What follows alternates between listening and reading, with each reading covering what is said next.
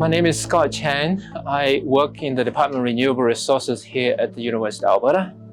My area of expertise is in soils, more specifically looking at nutrient cycling in different ecosystems, nutrient cycling in the soil and their linkage to plant productivity, to crop productivity, and so forth. The question is, why does soil matter? Soil matters a lot because soil is really the origin of life. The soil itself is an ecosystem, right? In the soil, we have lots of organisms living. For example, 1 gram of soil, there's millions of bacteria and fungi. So the soil itself is the life, full of life. And the soil is really important, obviously.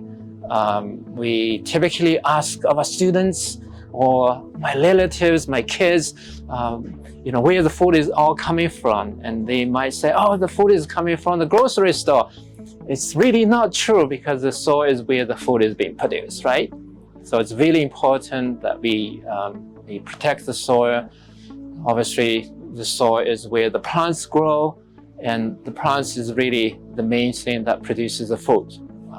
98% of the food is produced from our land, and it has to be supported by the soil, even though we may be able to produce some food through soilless growth media, but that's not really going to be feasible for feeding a really large population.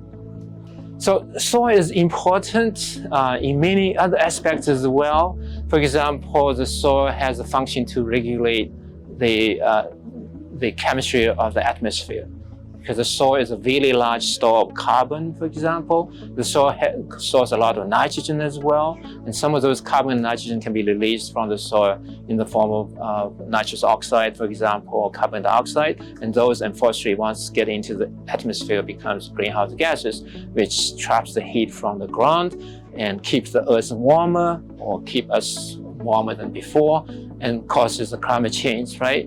And that's one other aspect. The soil is also really important in other aspects as well. For example, the soil has the ability to filter out a lot of the contaminants. The soil actually, depending on the soil texture, if you're dealing with soil texture, meaning soils with different particle size composition, if the soil has a finer texture, has lots of clay particles, fine particles, these soils will have really large surface area as well. And so as water flowing through, some of these water obviously will have some sort of contaminants, being the nitrogen contained or the herbicides contained or the heavy metals contained in the water.